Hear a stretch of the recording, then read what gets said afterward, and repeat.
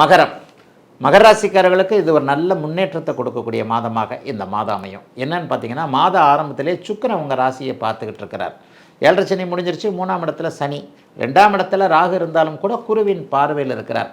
அட்டமாதிபதி சூரியன் கேதுவோடு சேர்ந்து 15 நாட்களுக்கு நம்மளை போட்டு மனசை போட்டு உழப்பிக்கிட்டு இருப்பார்.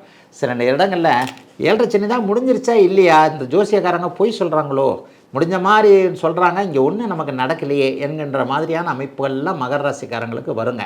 ஏன்னா 8ல் ஒவ்வொன்றா தாங்க நடக்கும், படிப்படியாக தான் நடக்கும். ஒரு 7-8 வருஷமாக ரொம்ப கஷ்டப்பட்டீங்க, 7 நாள்லாம் அது போயிடாது. படிப்படியாக தான் நல்லது நடக்கும். ஆனால் படிப்படியாக நல்லது நடக்கும், அது உண்மையாகவே நடக்கும்.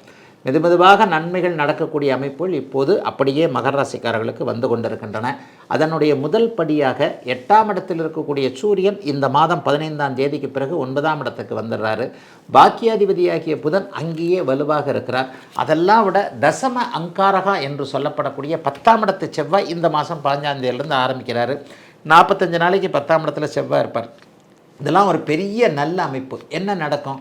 தொழில் ரீதியாக நல்லாயிருக்கும், வேலையில் முன்னேற்றம், பிஹெச்டி படிக்கணும், மேற்படிப்பு படிக்கணும், அது படிக்கணும், இது படிக்கணும்னு கல்வி சார்ந்த விஷயங்களில் இது வரைக்குமே எதுவும் நடக்காமல் இருந்தவர்களுக்கு அது அப்படியே கல்வி சார்ந்த விஷயங்களில் நல்லவைகள் நடக்கக்கூடிய ஒரு தன்மை. எல்லா வேலை அமைப்புகள்லையும் இது வரைக்குமே மேலதிகாரிகளோடு முரண்பாடுகள் கொண்டவர்கள், வேலையை விட்டுடலாமான்னு நினச்சவங்களுக்கு வேலையை விட வேண்டாம், இதிலேயே நல்லா இருக்கலாம் அப்படின்னு தோணும். வேலையை அதுக்கான வாய்ப்புகளும் வரும். வேலையவே விட்டுட்டால் கூட ஒன்றும் பெரிய அளவுலாம் கஷ்ட நஷ்டங்கள்லாம் அந்த மாதம் வராது. ஏன்னா பாக்கியாதிபதி உச்சத்தை அடைகிறார். பாக்கியாதிபதி உச்சத்தை அடையும் போது கைகளில் தாராளமான பணவரவுகள் கண்டிப்பாக இருக்கணும். அவரும் ஒரு 20-28 நாள் உச்சத்தில் இருப்பார். 8-9 கூடியவர்கள் இப்போது 9ஆம் இடத்துல சேர்ந்திருக்கின்ற காரணத்தினால் ஏதாவது ஒரு வகையில் எதிர்பாராத அதிர்ஷ்டங்கள்லாம் வரக்கூடிய தன்மைகள் இப்போது உண்டுங்க. ஆனால் ஒன்றும் செலவு அதிகமாக இருக்குங்க. 12ஆம் இடத்தை குரு பார்க்குறாரு இல்லையா, செலவுகள் அதிகமாக இருக்கும். பெண்கள் மூலமான செலவுகள் இந்த மாதம் முழுக்க இருக்குது. பெண்வழி உறவுகள், அத்தை, சித்தி, அக்காள், தங்கை, அம்மா, காதலன், மனைவி, காதலி, இந்த மாதிரியான விஷயங்களில் இருக்கக்கூடிய அளவுக்கு அதிகமான ஒரு செலவுகள் இருக்கக்கூடிய தன்மை. ஆனாலும் நீங்கள் கொஞ்சம் நல்லா சமாளிப்பீங்க, அதை பற்றி எதுவும் கவலை இல்லை.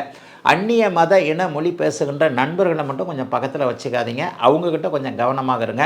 அவங்க மூலமாக ஏதாவது ஒரு செலவுகள் வந்துடலாம்.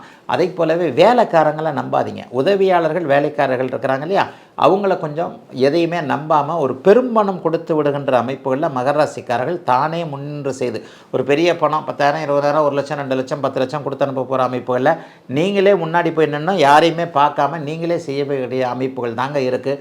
மற்றபடி மகர ராசிக்காரர்களுக்கு சோதனைகள் எதுவும் இல்லாத ஒரு முன்னேற்றத்தை தரக்கூடிய நல்ல மாதங்க இந்த மாதம்.